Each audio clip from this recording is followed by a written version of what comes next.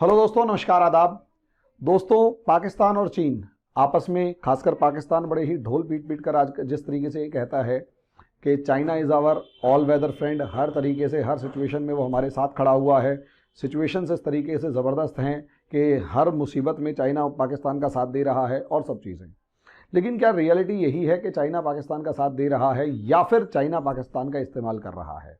ऐसे में एक बहुत बढ़िया एग्जाम्पल देखने को मिला जो दोस्ती की बहुत बड़ी मिसाल हो सकता है कि चाइना ने पाकिस्तान को 5 लाख डोज मुफ्त में दी।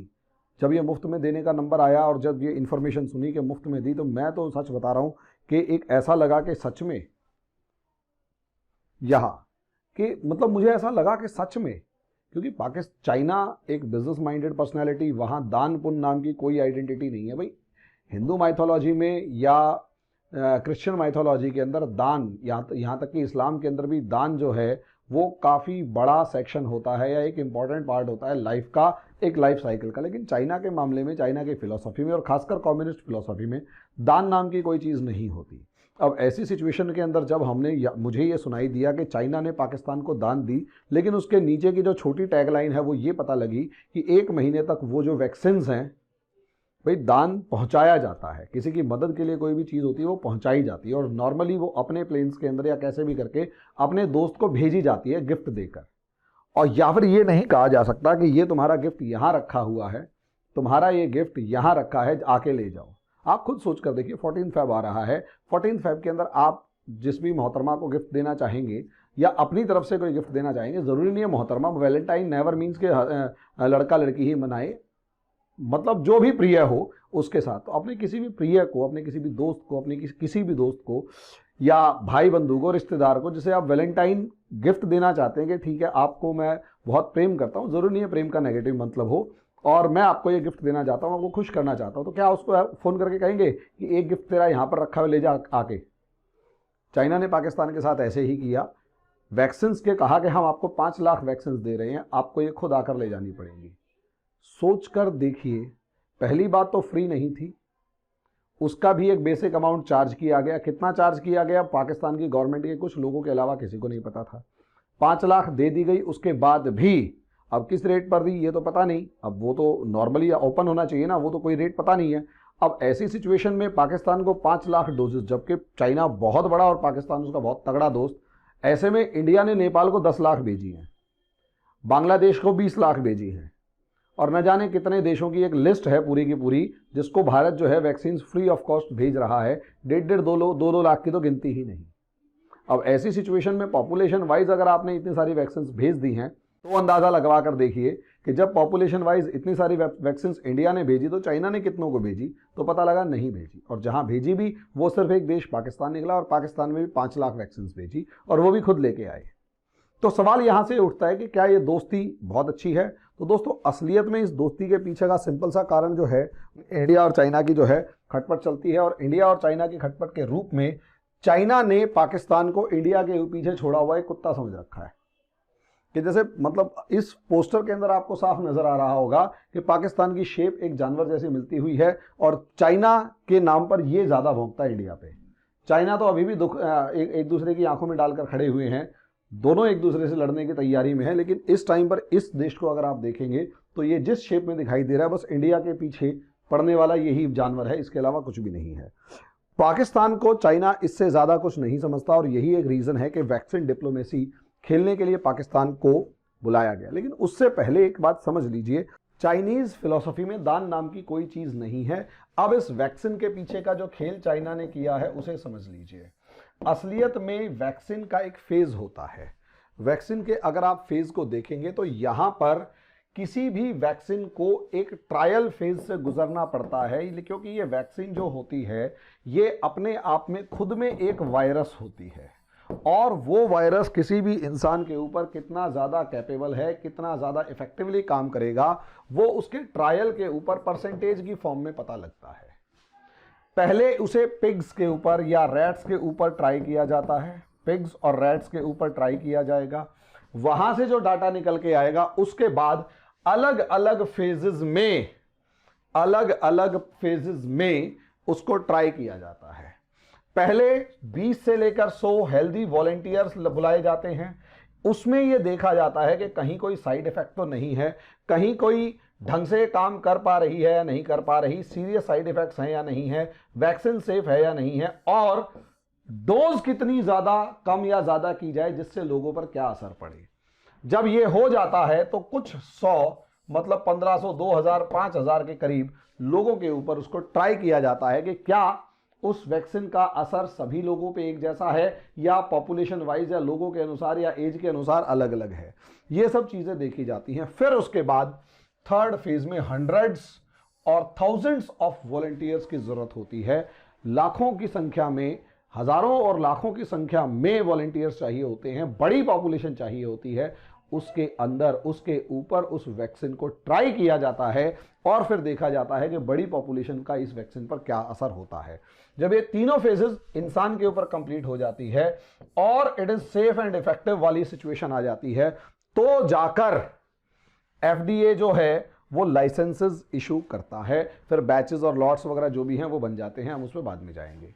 लेकिन शॉर्ट में दोस्तों अगर आप देखेंगे तो यहां पर सबसे ज्यादा इंपॉर्टेंट फेज जानवरों के ऊपर, सुअर के ऊपर, चूहे के ऊपर या किसी के ऊपर भी टेस्ट किया जा सकता है। 20 से लेके 100 हेल्दी वॉलंटियर्स ढूंढ के लाए जा सकते हैं।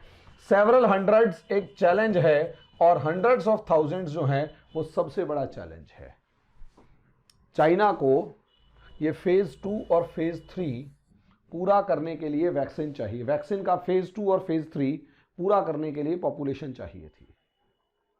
यही वैक्सीन ब्राजील के पास भेजी। ब्राजील ने ट्रायल ही बीच में रोक दिए।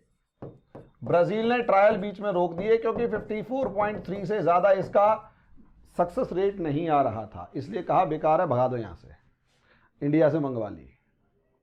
इंडिया की वैक्सीन का रेट वहीं अगर आप देखेंगे तो 95% से लेकर 97% तक है। यानी इंडिया के अंदर जो वैक्सीन बन रही हैं वो इतनी ज्यादा इफेक्टिव हैं और सीरियस इफेक्ट्स जो हैं वो 2 लाख में से कोई एक केस आ रहा है।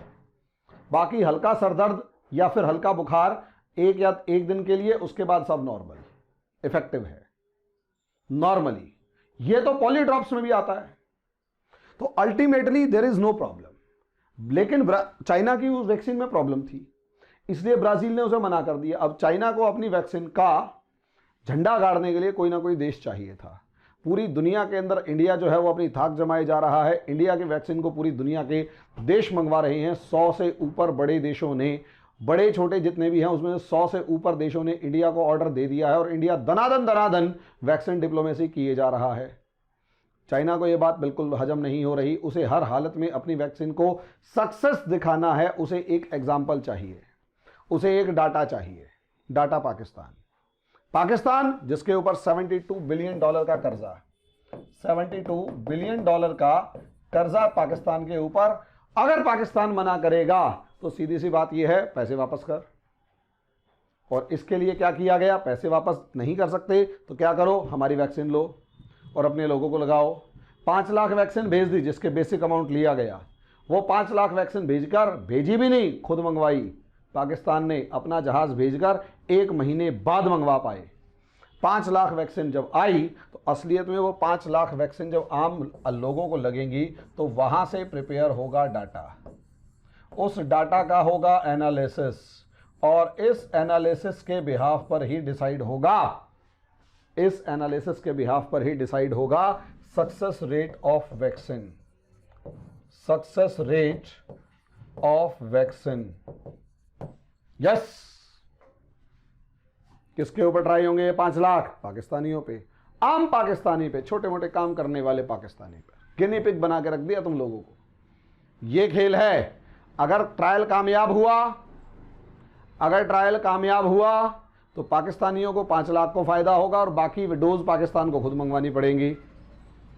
और अगर ट्रायल कामयाब नहीं हुआ तो मरेगा कौन? पाकिस्तानी। कामयाब हुआ तो चाइना को बहुत बड़ा मार्केट मिलेगा। वो दुनिया को ताल ठोक ठोक के बताएगा कि देखिए 5 लाख लोगों पे ट्राई किया और इतना सक्सेस रेट आया। शोर मचा मचा के नेपाल के ऊपर भी भेजा था। नेपाल के अंदर तो इंडिया ने 10 लाख वैक्सीन भेज दी।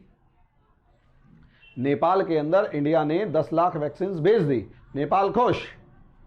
वहीं फिर चाइना ने भी नेपाल को डरा धमका के ये कहा कि उनकी वैक्सीन को पास किया जाए। उसके ऊपर मैं वीडियो बना चुका हूं। शॉर्ट में कहने का मतलब ये है, इस समय पर पाकिस्तान को ठगने के अलावा चाइना कुछ नहीं कर रहा।